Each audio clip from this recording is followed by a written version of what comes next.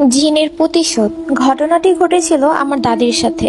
আমার দাদা ছিলেন একজন ওঝা টাইপের লোক। তিনি জিন তাড়াতে পারতেন। তিনি যখনই জিন তাড়াতে বাড়ির বাইরে যেতেন, তখনই তিনি শক্ত করে বাড়ি বন্ধক দিয়ে যেতেন, এবং সেই দিনটা আমাদের বাড়ি থেকে বের হওয়াটা পুরোই নিষেধ ছিল।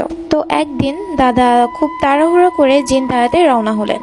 সেদিন তিনি বাড়ি বন্ধক দিতে ভুলে যান। তিনি যেই বাসায় জিন তাড়াতে গিয়েছিলেন, সেই বাসায় পৌঁছাতে পৌঁছাতে তার প্রায় 8টা-9টা বেজে যায়। তিনি অনেক সাধনা করে একসময় জিনটাকে পরাজিত করেন, এবং জিনটা যাকে ভর করেছিল তার দেহ থেকে জিনটাকে ছাড়িয়ে দেন।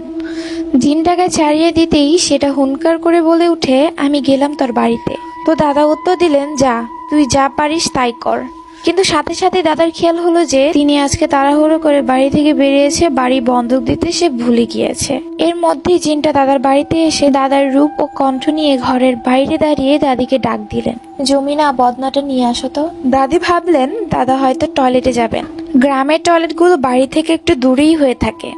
দাদি পানি নিয়ে বের হয়ে দাদাকে পানি দিল। দাদিও দাদার পেছন পেছন কিছুটা দূরে গেল, কিন্তু দাদি খেয়াল করলেন যে দাদা টয়লেটের দিকে না গিয়ে বাগানের দিকে চলে যাচ্ছে। দাদি সাথে সাথে বুঝতে পারলেন যে এটা দাদা নয়, তাই তিনি দ্রুত ঘরের দিকে চলে আসতে লাগলেন। হঠাৎই একটা দমকা বাতাসে দাদির হাতের কুপিটা নিভে গেল। তিনি দৌড়ে গেলেন ঘরের দিকে, কিন্তু জিনটা একটানে দাদিকে উঠানের পাশ থেকে তুলে নিয়ে বাড়ির পাশে পুকুরে ফেলে দিল এবং চুপাতে শুরু করলো। তখন বাড়িতে আমার ফুপি এবং ফুপা ছিলেন। দাদি বিপদের মুহূর্তে মাত্র একবার বড় ফুপির নাম ধরে ডাক দিতে পেরেছিলেন।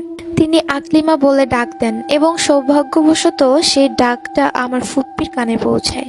আমার ফুপ্পি এবং ফুপ্পা দৌড়ে এসে দেখেন দাদি পুকুরের মাঝে অজ্ঞান অবস্থায় পড়ে আছে। এরপর তারা দাদিকে দ্রুত উদ্ধার করে ঘরে নিয়ে যান এবং সেবা চিকিৎসা করে দাদিকে। তবে ঘটনাটা এখানে শেষ হলেই হয়তোবা ভালো হতো, কিন্তু না, ঘটনাটা এখানেই শেষ নয়। তো যাই হোক, এরপর থেকে দাদি প্রায় ভয়ঙ্কর স্বপ্ন দেখতে লাগলেন। দাদা তাই আমাদের পুরো বাড়ি শিক দিয়ে দেন, এবং সন্ধ্যার পরে কারোর বাড়ির বাইরে যাওয়ার নিষিদ্ধ করে দেওয়া হয়।